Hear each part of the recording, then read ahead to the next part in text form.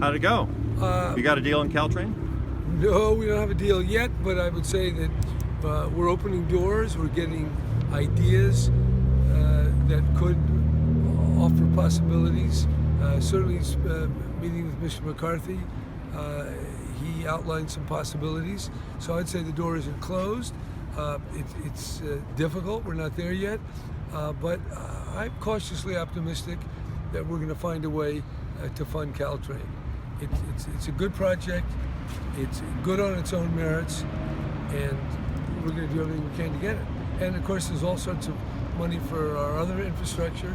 It seems that the Trump administration wants a separate infrastructure program of $1 trillion that will come from many different sources, and we want to make sure we're going to be a part of it.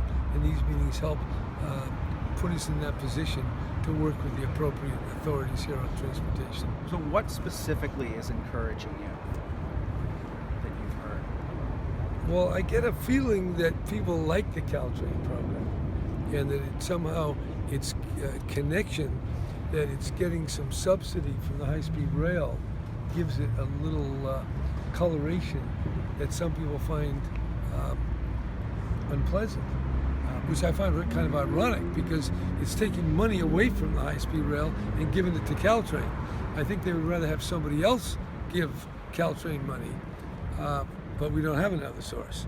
And that was really part of the bond measure that people passed, that envisioned not just the high-speed rail, but helping electrify and help transit in Northern California and in the Los Angeles area. So these are the things we want. I think there's some room. I'm not quite sure how we're going to get there, but I think people have gotten out on a limb to kill this project that is wanted very much by the Silicon Valley leadership. Silicon Valley is one of the engines in the American economy. Very important. The roads are crowded. This helps. So I think on the logic, if we can just get by the politics, we can find a way to get it funded. So what did Kevin McCarthy tell you about it? I mean, can you elaborate a little bit? He certainly didn't. He certainly didn't say no. He said that there has to be other ways of crafting the flow and the characteristic of the flow of money. And if that could be achieved, I think there's some possibility here that we can get it funded. So it wouldn't be the bond money?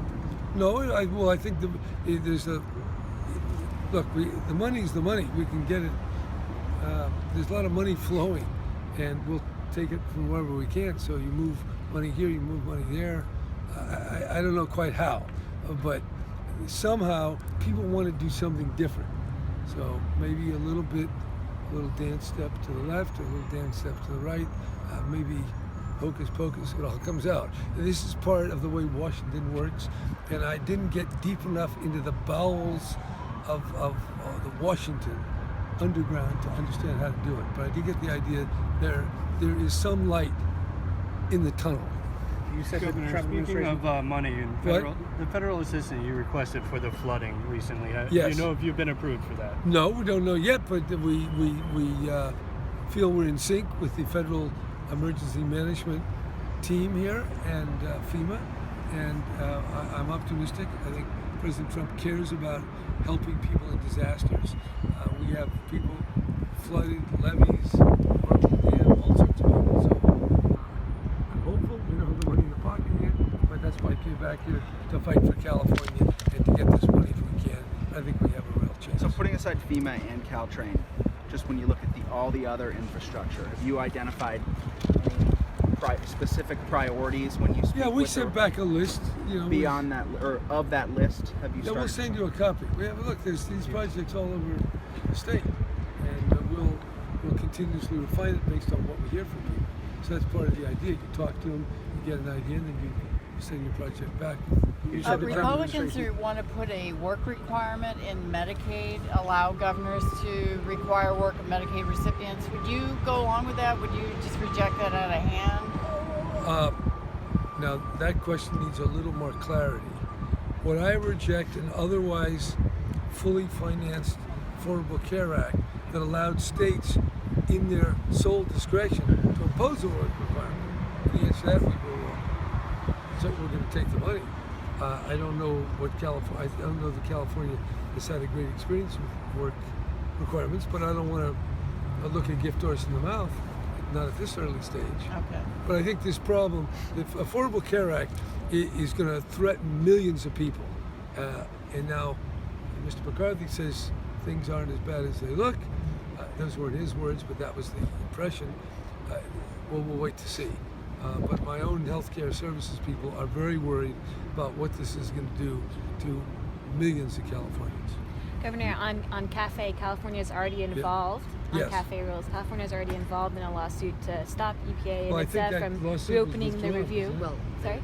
But So you're already involved to stop the review from getting reopened. Is that something that you can really find common ground with Secretary Chao on? well, this is really coming directly from the president, and we believe that more efficient cars are better than less efficient cars. Now, obviously, if you're in the business of selling fuel, the less efficient your car is, the more fuel you sell. So I understand that. But from the point of view of California, I think people do like to get real buck for the bag, and they're going to want to get efficient cars. Why would they want a car that gets 30 miles to the gallon if they can get one that has 54 miles to the gallon? So I think we have a strong argument. We have a strong argument with Congress, strong argument in court, and this doesn't get over. It will be a continuing measure from now on, and we're going to fight as hard as we can for efficient cars that pollute less, cause less asthma, less respiratory disease, and deal with climate change in the way we think it should be. Could you talk a little more broadly about the day? I mean, you basically, what I want to get at is ask you for your political thermometer a little bit. There are a lot of people who are like, yeah, the governor said good stuff, we want to work together. But then you got Democrats walking out of the caucus because Trump's not prepared to lead. You've got Rohrabacher who walked out and told us maybe California leaders should keep ticking off Trump if they want anything from him.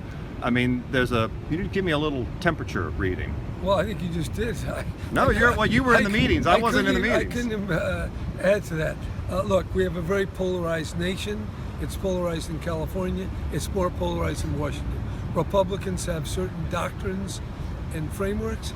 Democrats have different doctrines and different frameworks. We have a president called Donald Trump. We are looking for ways to protect California and advance the cause of our country. I'm going to do whatever I can. So I'm not going to say, oh no, we don't talk to the president, we don't talk to Republicans. In California, we work with the Republicans on the water bond, on the rainy day fund, and on workers' compensation, and other things. So I think we'll find a way here in Washington. I can't say we're there yet, but you don't build Rome in a day. You take steps, and I would say, for me, I have an open mind to listen to Republicans as well as Democrats, and I'm not saying just no. I'm not coming here like Martin Luther in 1517 putting my 92 Theses on the Wittenberg Church. I'm here to negotiate, to make friends, and to advance the cause of California. Can I follow up? Are you worried at all about retribution? The Rohrabacher comment where he said you shouldn't keep ticking off the president. Well, I don't think I am ticking off the president, but I think... Well, not you, but others. I mean, legislator, other people they've got lots of ideas. Well, first of all, Rohrabacher is in his own congressional battles, and so I think he framed himself in ways that will relate to Orange County. So I wouldn't take this as a universal commentary. Secondly, I do think we all have to work to defend vigorously our position, but to find as many openings with a very different kind of politics that we now find ourselves facing. But have you gotten any indication that FEMA or any other agency might not be as forthcoming with grants? It sounded like FEMA was pretty positive, but you don't know the check's not in the mail yet. But I thought they were positive. I think we're going to have more difficulty in the infrastructure, and then the budget, how that all is going to come undone. I mean, how does that work with the $54 billion to build up the military, and the several billion to build the wall? How do we then take care of our roads, our bridges, our dams, and all the other things that we have to deal with? You said the president wants a different kind of, or a separate infrastructure plan. I mean, it goes public-private partnership. What's your understanding of what that infrastructure bill looks like? Well, it would have public-private partnership, which, by the way, is borrowing money from private corporations at high rates of interest. That's the plan, instead of bonding and getting the money at low rates of interest. But we do that. And then the other is repatriating money that is in foreign countries to avoid American taxes. And if Trump lowers the taxes, the money will come back, and that will be a source of maybe $300 billion. And then there are local matches, and then there's state money, and then who knows where else the money's going to come from. It's hard for me to figure out how you get to $1 trillion. We've got to get moving here, guys. Have you talked? I don't know that we've asked you about the wall. Would you tell him no? I'm not interested in helping you. You know, people in California have said maybe CEQA could stop it. I mean, do you have any thoughts on? You're a border governor. Well, I think we have a wall, and it goes up and down the mountains. I've seen it. I actually saw people walking toward it when I was at a Mexican spa a few years ago. So I think we need very close relationships with Mexico. I think the immigration over the last couple of decades has fed the economic growth of California. And everybody knows, whether you look at housing or restaurants or hospitality or so many other areas, there are a lot of people from Mexico, Central America, as well as other countries that are coming here to work. So I think we're going to be very careful with what has built our economy. And that's why I would caution the president to be very careful. But just Would to you take clarify, any that's not trying to take steps to prevent the wall from being built, right? Well, as we say, everything is on the table, as they say. And, That's on the table? Well, nothing's off the table. You heard Tillerson, didn't he say, with regard to North Korea, everything's on the table? Or something like that. We've got to move, guys. Thank you very much.